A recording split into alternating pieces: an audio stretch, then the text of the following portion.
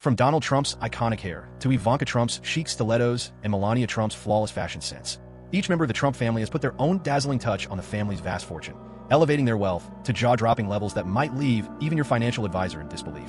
Through strategic use of licensing deals, the Trump name began to shine worldwide, gracing everything from towering skyscrapers to luxury hotels and golf resorts, rivaling the flashiest marquees in Las Vegas. While Donald's renowned ability to spin grandiose ideas into reality remains unmatched, the sheer magnitude of his family's amassed riches could easily make you reconsider the tremendous influence of the Trump dynasty. Hashtag the Trump family's wealth. As reported by Forbes, former President Donald Trump boasts a personal fortune estimated at $7.5 billion, with the collective wealth of the Trump family potentially climbing beyond $8.6 billion. Known for their affinity for opulence, the Trumps preside over a vast real estate portfolio, a fleet of private jets, and wardrobes that could rival the inventory of top-tier fashion houses.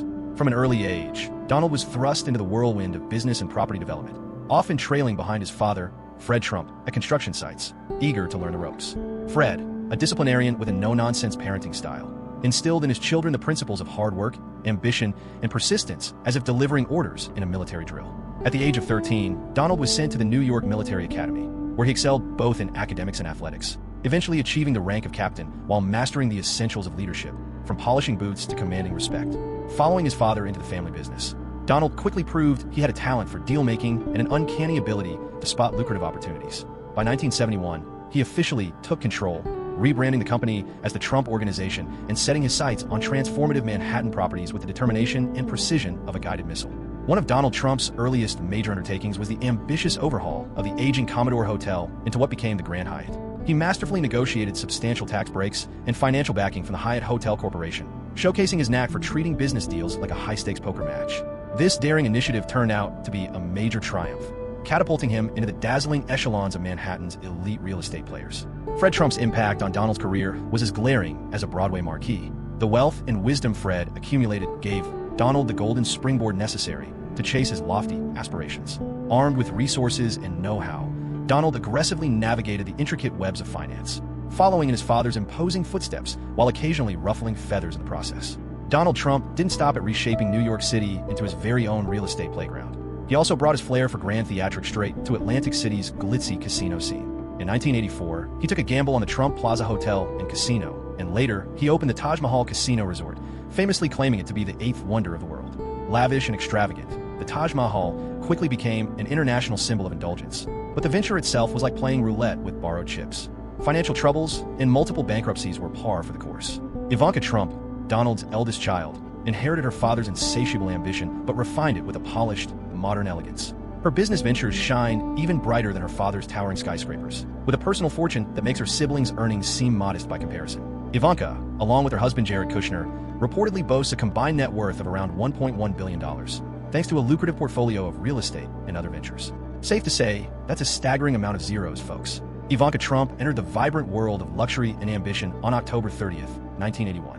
Growing up with a real estate tycoon for a father and a former model as her mother, her upbringing was a unique blend of opulence and business education. Almost destined to merge elegance with determination, she graduated from the prestigious Wharton School in 2004. Soon after, she took on the role of Executive Vice President of Development and Acquisitions at the Trump Organization, quickly leaving her mark with projects like the Trump International Hotel and Tower in Chicago, where even the gold-adorned lobby could rival a treasure trove. By 2007, Ivanka decided to expand her pursuits beyond real estate, stepping boldly into the fashion industry with the launch of the Ivanka Trump Fine Jewelry Collection, a line so polished and elegant it could make even mannequins feel underprepared. This initial success paved the way for a comprehensive fashion brand featuring everything from apparel and handbags to footwear and accessories, turning it into a thriving enterprise found in major retail stores. Even amid the chaotic whirlwind of her father's presidency, which sometimes felt like a dramatic reality TV plot twist, Ivanka's brand stood as a testament to her business prowess until 2018, when she decided to pivot toward politics, proving that she's as adept at commanding attention in the political arena as she was in fashion. Meanwhile, Tiffany Trump, often seen as the quieter member of the family, has carved out a distinct path of her own, pursuing diverse business endeavors that reflect her knack for balancing a variety of interests and passions. While she may not receive as much attention as some of her siblings, Tiffany has dabbled in enough ventures to make even the most advanced navigation system dizzy, all the while boosting her financial portfolio. In 2011, she ventured into the music industry, releasing her pop single Like a Bird. Although it didn't exactly soar to the top of the charts, it was a bold foray into entertainment. Her appearances on The Apprentice also gave her a glimpse of reality TV stardom, showcasing her ability to handle the drama tied to the Trump name without flinching. In a twist straight out of a legal thriller, Tiffany set her sights on law, earning her degree from Georgetown University Law Center in 2020. Details of her legal career remain tightly guarded, much like classified documents, but her academic credentials position her for high-income opportunities in elite law firms or corporate legal teams. On Instagram, Tiffany demonstrates her prowess as an influencer, boasting an impressive follower count in the hundreds of thousands. Her feed, often filled with snapshots of opulent living, globe-trotting adventures, and chic fashion, has made her a sought-after partner for brands eager to tap into her audience. This digital realm isn't just about likes for her. It's where she transforms influence into profit, surpassing mere socialite status. Beyond the glitz, Tiffany shows her compassionate side by championing causes related to education and child welfare through her philanthropic endeavors. These endeavors enhance her reputation, paving the way for partnerships with nonprofits and brands aligned with social causes. Her relationship with Michael Bullows, an affluent heir to a Nigerian business empire, adds another layer of allure to her life. Their January 2021 engagement ignited widespread chatter about their shared fortune, like a real-life take on lifestyles of the rich and famous. With an estimated net worth of $10 million, Tiffany owes her wealth to a blend of inheritance, personal accomplishments, and strategic use of her public persona. Though often perceived as the more low-profile Trump sibling, Tiffany's path is a unique fusion of drive, exploration, and a sprinkle of reality TV drama. Meanwhile, Eric Trump, as the executive vice president of the Trump Organization, has been instrumental in growing the family's business ventures. One of his earliest significant undertakings was the creation of the Trump International Hotel and Tower in Chicago.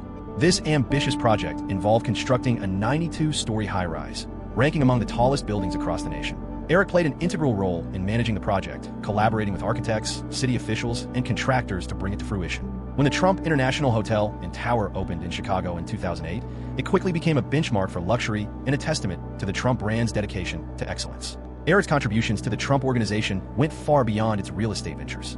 He was heavily involved in overseeing the company's hospitality division, which boasts a collection of upscale hotels and resorts. Among the most prominent properties under his management was the Trump International Hotel in Washington, D.C., situated just a short distance from the White House. This landmark building was converted into a luxury hotel under Eric's supervision.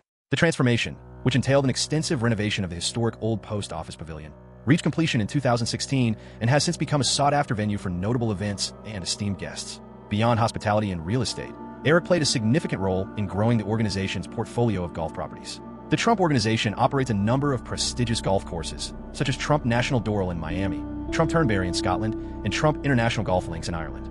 Thanks to Eric's enthusiasm for the sport and his sharp business skills, these courses have gained a reputation as top destinations for golfers worldwide. Beyond managing individual endeavors, Eric has been deeply involved in shaping the broader vision and strategic decision-making process for the Trump Organization. As the executive vice president, he collaborates closely with his siblings, Ivanka Trump and Donald Trump Jr., in overseeing the organization's extensive array of assets. Together, they have steered the responsibilities of managing a vast global enterprise, utilizing their shared skills to achieve growth and foster innovation. A standout feature of Eric's professional journey has been his dedication to broadening the Trump brand on an international scale. In recent years, he has pursued several notable ventures in the golf sector, forming alliances with leading real estate developers in places like Saudi Arabia and the United Arab Emirates. These initiatives have not only extended the Trump Organization's worldwide presence, but have also sparked debates around possible conflicts of interest, given his father's position in politics. Eric's focus on international golf projects has drawn particular scrutiny, as this expansion coincided with his father's bid for re-election. Critics contend that such business deals raise potential ethical concerns due to their involvement with foreign governments and entities that might aim to sway U.S. policy. In response to these allegations, Eric has consistently defended the Trump Organization, asserting that all deals are conducted within legal boundaries and with full transparency. Throughout his professional life, Eric Trump has exhibited unwavering ambition and a strong devotion to maintaining the Trump brand's image of luxury and high standards. Melania Trump undeniably had a significant impact on the family's financial success. Her path from working as a Slovenian fashion model to assuming the role of First Lady of the United States is nothing less than remarkable, a mix of elegance with a hint of irony. Melania's evolution from thriving in the modeling world to becoming a sharp entrepreneur could rival the drama of any reality show. After carving out a name for herself both in Europe and New York as a prominent model, she eventually exchanged runway lights for the corporate world, launching her own brands with the same grace that once graced countless magazine covers.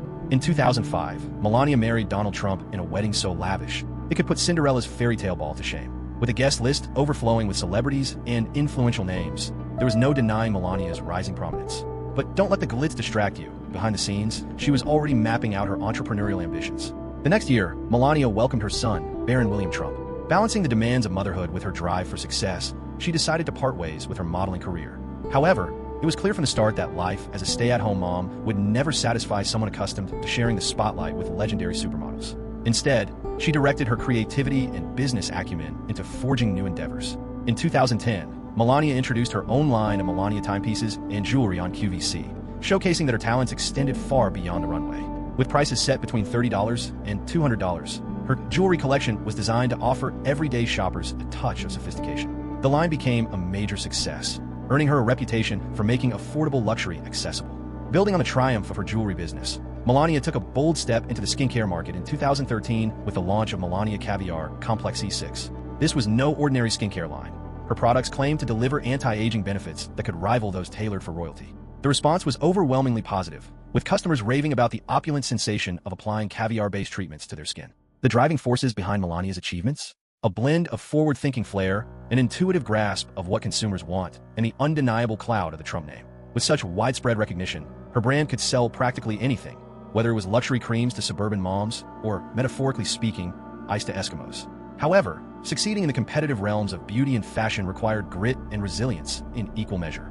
Melania's resilience and knack for business kept her consistently ahead of the game. She adeptly navigated both emerging trends and shifts in the market, much like she gracefully maneuvered through the unpredictable runway of life. While she no longer remains involved with her jewelry and skincare brands, her entrepreneurial pursuits significantly contributed to building her wealth. As reported by Celebrity Net Worth, the former model commands an impressive $50 million fortune. This substantial sum stands as a testament to her perseverance, ingenuity, and sharp business acumen. Melania's evolution from a model to an entrepreneur also reshaped the way the public viewed her. She transcended the labels of merely being a model or the spouse of a rich businessman to carve out her identity as a successful businesswoman. This transformation allowed her to emerge as a strong, self-reliant figure, demonstrating her capability to achieve greatness independently. Private ventures. Famous for his larger-than-life character, Trump has constructed a vast empire encompassing real estate, luxury hotels, condominiums, and highly profitable licensing partnerships. From the renowned Trump Tower in New York City to extravagant hotels spanning the globe, the Trump name has become synonymous with luxury and controversy. In 1971, Donald Trump relocated to Manhattan, where he rebranded his family's business as the Trump Organization with the goal of entering the highly competitive Manhattan real estate market. Among his earliest major initiatives was revamping the deteriorating Commodore Hotel into the Grand Hyatt New York, a collaboration with the Hyatt Corporation. Completed in 1980, this marked Trump's first substantial triumph, even if the hotel's dazzling chandeliers were a touch too bright for some visitors. Riding the wave of this accomplishment, and perhaps emboldened by newfound confidence, Trump revealed plans in 1979 for the construction of Trump Tower on Fifth Avenue. Finished in 1983, the tower became an emblem of sophistication, boasting luxurious residential units, office spaces, and retail stores. This development cemented Trump's position as a leading figure in Manhattan's real estate scene and gave him a prestigious address for an equally lavish golden escalator. Throughout the 1970s and 1980s, Trump broadened his portfolio with prominent projects like Trump Plaza and Trump Park, while also stepping into the casino industry with the opening of the Trump Plaza Hotel and Casino in Atlantic City in 1984. His early accomplishments and bold ventures created the groundwork for a sprawling business empire defined by grandeur, headline-grabbing endeavors, and an unmistakable fondness for all things gold. As Trump's business empire flourished, his aspirations extended to the international stage. The Trump Organization expanded its reach globally, stepping beyond U.S. borders to invest in and develop high-profile properties in prestigious international locations. This growth involved luxury hotels, upscale residential projects, and golf courses, solidifying Trump's worldwide footprint and providing ample opportunities to emblazon his name in oversized fashion. Among the highlights of this expansion was Trump's foray into the golfing industry, where he brought his signature grandeur to the greens. The story begins in the early 1990s when Donald Trump, never one to pass up an opportunity to repurpose the seemingly unusable, acquired his very first golf property, the Trump International Golf Club in West Palm Beach, Florida. Imagine this, a worn-out landfill transformed into a high-end golfing destination. Turning discarded land into elegance, Trump pulled off a striking makeover. The course, crafted by renowned designer Jim Fazio, officially opened in 1999, swiftly earning a reputation for indulgence and posing significant challenges for golfers. Another pivotal move came in 2002, when Trump acquired Miami's Doral Resort and Spa. Known for its legendary Blue Monster course, which had long vexed PGA Tour players, Trump invested over $200 million in upgrades, ensuring that the Blue Monster remained as formidable as ever, if not even more so. Water hazards? Check. Heart-wrenching roughs? Double check. Back in 2004, Donald Trump shifted his focus to the West Coast, acquiring the Ocean Trails Golf Club in Rancho Palos Verdes, California. He rebranded it as Trump National Golf Club Los Angeles. Boasting breathtaking Pacific Ocean vistas, the course swiftly became a favorite for Hollywood elite. Originally crafted by Pete Dye, the property underwent extensive upgrades under Trump's direction, transforming it into a premier golfing destination that matched his ambitious vision. But Trump's ambitions didn't stop in the U.S. In 2006, he turned his gaze across the Atlantic to Scotland, considered the birthplace of golf. Purchasing a vast estate in Aberdeenshire, he found himself at odds with local townsfolk and environmentalists. Yet, determined as ever, Trump pressed on. By 2012, Trump International Golf Links Scotland had opened, featuring a stunning yet punishing design by Dr. Martin Hawtrey, set against the rugged backdrop of the North Sea. Continuing his Scottish expansion, Trump acquired the historic Turnberry Resort in 2014. Known as the venue for numerous Open Championships, Turnberry received significant renovations thanks to Trump, including a redesign of the iconic Ailsa course by Martin Ebert. This overhaul garnered both accolades and backlash, proving once again that peace and Trump rarely walk hand in hand. Trump's golfing ventures expanded overseas in 2014 with the purchase of Ireland's Doonbeg Golf Club. Renamed Trump International Golf Links and Hotel Doonbeg, this scenic course features breathtaking coastal landscapes and a layout as challenging as spotting a rare four-leaf clover in a field. Trump's heavy investments elevated its international reputation even further. Stateside, Trump continued to build his golf empire. In 2009, he acquired the Lowe's Island Club in Virginia, which was soon rebranded as Trump National Golf Club, Washington, D.C. Positioned along the Potomac River, this club features 2 championship courses, offering players stunning views of the Capitol as they play. A year later, in 2010, Trump added Pine Hill Golf Club in New Jersey to his portfolio, renaming it Trump National Golf Club, Philadelphia. Designed by Tom Fazio and offering sight to the Philadelphia skyline, it quickly became a favorite among the region's elite. Back in 2002, Trump had also purchased the Briarcliff Manor Country Club in New York, which he transformed into Trump National Golf Club, Westchester. Finally, in 2015, Trump Golf Links at Ferry Point debuted in the Bronx, delivering top-tier facilities and course layouts that continue to attract golf enthusiasts from near and far. Outside of golf, Trump pushed his hotel empire onto the global stage. Trump International Hotel and Tower properties make their mark in prominent cities such as Vancouver, Toronto, and Panama City, catering to an upscale clientele with lavish accommodations and prime locations. For example, Trump International Hotel in Tower, Vancouver boasts breathtaking views of the mountains and cityscape, while the Toronto location has become an icon of refinement and exceptional service. Trump's global endeavors also extended to luxury residential developments. In metropolitan hubs like Istanbul, Manila, and Mumbai, properties bearing the Trump name set a standard for upscale living, featuring premium finishes and cutting-edge amenities. Istanbul's Trump Towers, a dual-tower complex housing residential units, office spaces, and retail outlets, stands as a modern architectural jewel and a defining feature of the city's skyline. Back in 1985, Trump turned his attention to Mar-a-Lago, envisioning it as a grand statement of prestige and influence. Although his initial $28 million bid was declined, Trump's persistence paid off during a market downturn when he acquired the estate for just $5 million, a small fraction of its previous valuation.